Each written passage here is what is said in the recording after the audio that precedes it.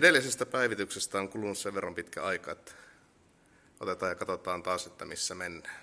Bussi on edelleen samassa paikassa täällä hallissa kuin viimeksikin. Siinä ei ole mitään uutta. Tuossa on yksi kappale lattiavanereita, joka tulee tonne bussin etuosaan, mutta sitä pitää vähän sahailla ennen kuin se pääsee paikalleen. Se mitä on uutta, täällä on kamerat. Tässä on molemmin puolin on yhdet näissä peileissä ja sitten peruutuskamera ja eessä on sitten omaansa. Se tulee näkyviin tuossa kohtaa. Ja täällä on sisällä vähän hankala kulkea millään muulla tavalla, niin mennään tällä ruuman kautta. Eli täältä on otettu kaikki lattiat ja kaikki mahdollinen ylimääräinen jo pois. Tää on aikamoista akrobatiaa, jos täällä haluaa kulkea täällä sisäpuolella, että nuorella tanssijat ehkä viihtyisi, mutta tää on itselle pikkusen hasardi jopa, jos yrittää kantaa jotain kampetta mukana.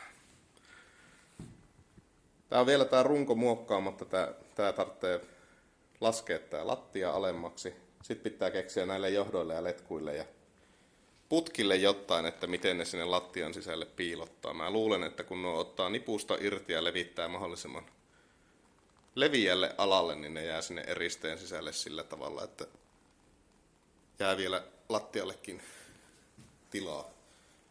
Isoin kysymys on tää oikea tai menosuuntaan vasen puoli, kun tässä on sekä tuommoista jäykkää putkea että paksua sähköjohtonippua, että miten nuo saa sinne leväytettyä. Luotto on kova, että sekin onnistuu.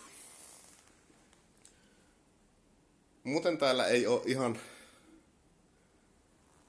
hirveän paljon uutta. Kaikki eristeet on lähtenyt niin kuin näkyy. Et täällä on ihan pelkkä runko näkyvissä. Nuo penkit, joita mennään katsomaan kohta vähän eri suunnasta, ne on tarkoitus asentaa sitten takaisin siihen, missä, no ei ihan siihen, missä ne on ollut, mutta kuitenkin tänne matkustamon puolelle. Mutta jatketaan tästä, siirrytään tuonne ohjaamoon ja katsellaan sieltä eteenpäin. Täällä sitten suurin näkyvä muutos on, että täällä näkyy tämä kameroiden näyttö. Tuossa näkyy kaikkien kuvat tai sitten siinä on nappula, jolla saa minkä tahansa noista kuvista erikseen koko ruudulle. Niitä voi sitten kelata ja tää osaa myös nauhoittaa sitten näkemäänsä. Eli kun tuossa on keulilla tuo dashcam, niin siitä saa sitten videomateriaalin talteen halutessaan, että ei jää kellekään seliteltävää, että mitä on tapahtunut. Sitten jos me katsellaan taaksepäin. Tuossa on tosiaan yksi istuinpari oottamassa sitä, että se asennetaan.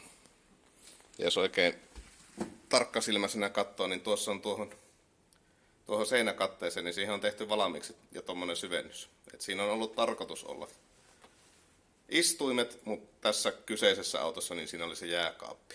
Mut nyt siihen tulee sitten nuo penkit, mikä tarkoittaa sitä, että tähän mahtuu 3 matkustajaa tähän ohjaamon puolelle. Muovimatot otin pois, mä laitan niihin tilalle jotain fiksumpaa. Ja sitten lattia on purettu lähes kauttaaltaan myöskin täältä eestä. Se, mitä tänne on ehkä tullut uutta.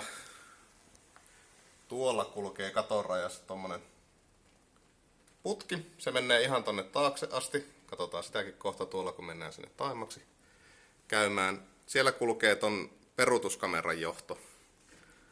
Ja sitten tonne toiselle puolelle sinne menee kans pinkkajohto. Ja noille pitää vielä rakentaa kujaa tonne ennen kuin alkaa laittaa eristeet seiniin. Eristeistä puheen ollen. Rautakaupan lähetti ystävällisesti ne eilen toi. Niitä on valtavat pinot täällä seinällä oottamassa, että nämä laitetaan paikoilleen. Tarkoittaa sitä, että nämä pitää ensimmäisenä leikata muotoonsa ja sitten liimailla uretanivaahdolla kiinni.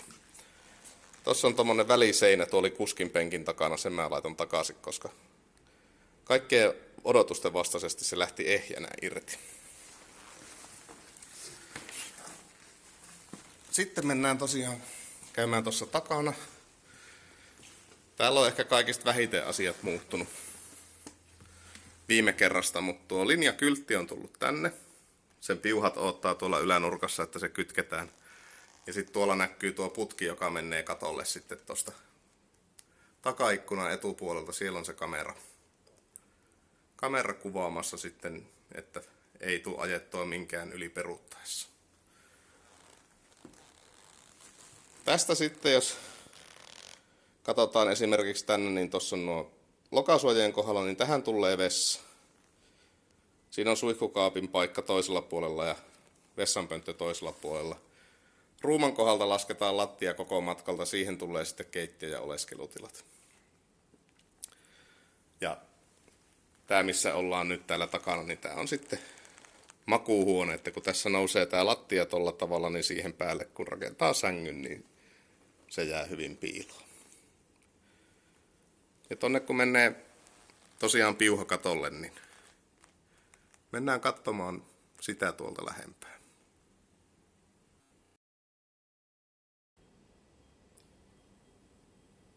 Tässä näkyy sitten, että siellä on peruutuskamera tossa, sen johto tulee tosiaan sieltä katosta läpi.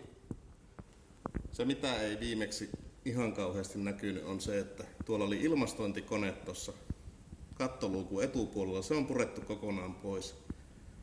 Ja tilalle on laitettu ihan vaan pleksimuovia, joka on sitten maalattu ja tiivistetty tuommoisella katon tiivistysmassalla.